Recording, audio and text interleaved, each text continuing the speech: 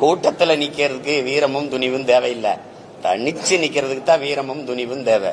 இந்த சமரசம் என் முன்னவர்கள் செஞ்சதுனால படிப்பறிவையும் விட மேலானது பட்டறிவு. தொடர்ந்து இதுதான் நடக்குதுன்னு நீங்க தம்பி சொல்றீங்க.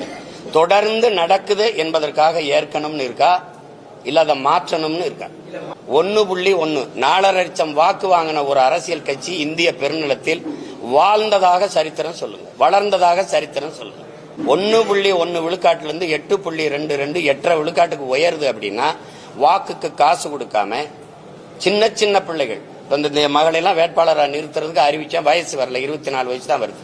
அப்ப அந்த மாதிரி சின்ன சின்ன பிள்ளைகள், அறிமுகமில்லாத பிள்ளைகள், அவர்களை நிறுத்தி எளிய பின்புலத்திலிருந்து வர பிள்ளைகள் வாக்குக்கு காசு கொடுக்காமல் மக்களின் நன்மதிப்பை பெற்று 36 லட்சம் வாக்கை தொட்டு 3வது பெரிய கட்சியா அங்கீகரிக்கப்பட்ட ஒரு மாநில கட்சியா உயர முடியுதுன்னா இது வளர்ச்சியா இல்லையா? இது வெற்றி அங்கீகாரமா இல்லையா? இது வெற்றியா இல்லையா?